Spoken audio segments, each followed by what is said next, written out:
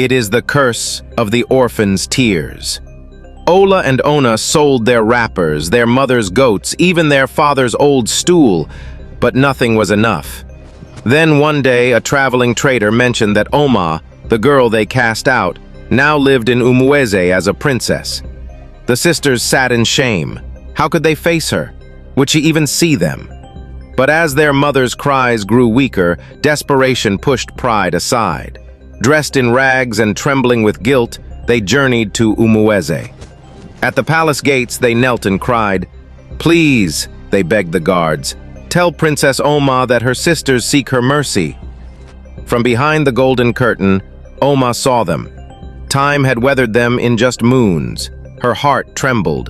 She remembered the nights of hunger, the cruel words, the loneliness. But she also remembered her father's voice. "Oma, never let your heart become bitter, even when the world is sour." She walked out not as a victim, but as a queen.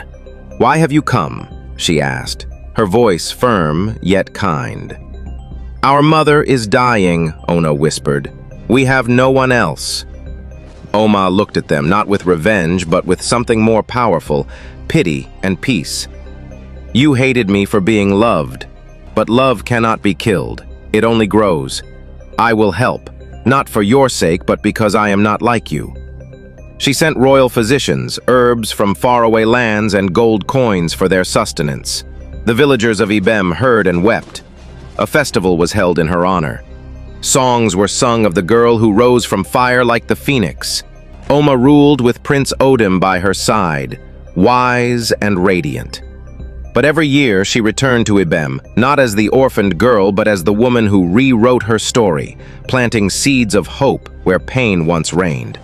And so, the tale of Oma, the orphan queen of Ibem, was passed from mouth to mouth, from fire circle to market square, as a story not just of survival, but of transformation, grace, and glory. And there, in Umweze Kingdom, Oma and Odin raised children who grew hearing their mother's story, not from the mouths of others, but from her lips, firm, warm, and wise.